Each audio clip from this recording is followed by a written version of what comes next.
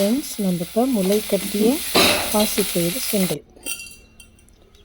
அடுப்பில் ஒரு கனமான பாத்திரம் வச்சுக்கிறோம். எண்ணெய் ஊற்றி கடுகு உளுத்தம்பருப்பு போட்டு தாளிச்சிக்கிறோம்.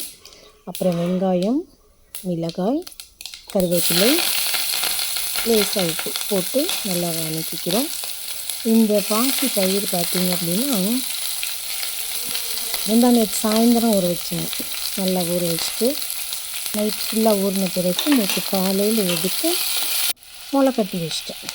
அதாவது முளை கட்டி வைக்கிறது அப்படின்னா எப்படின்னு சொன்னிங்கன்னா,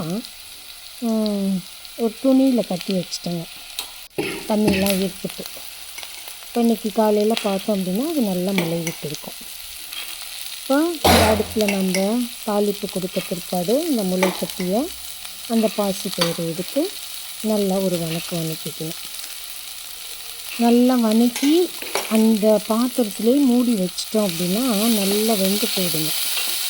பாருங்கள், வெங்காயம், கருவேப்பிலை, மிளகாய், உப்பு, மஞ்சத்தூள் எல்லாம் போட்டு நல்லா தாளிப்பு கொடுத்துட்டு கொஞ்சம் கொத்தமல்லி தழை போட்டு ஆஃப் பண்ணி மூடி வச்சிடும். ஒரு 1/2 hour கழித்து எடுத்து சாப்பிட்டோம் அப்படின்னா முளை கட்டிய பாசிப்பயிறு சுண்டல். பெரியவங்களுக்கு இது ரொம்ப நல்லதுங்க. பாய்.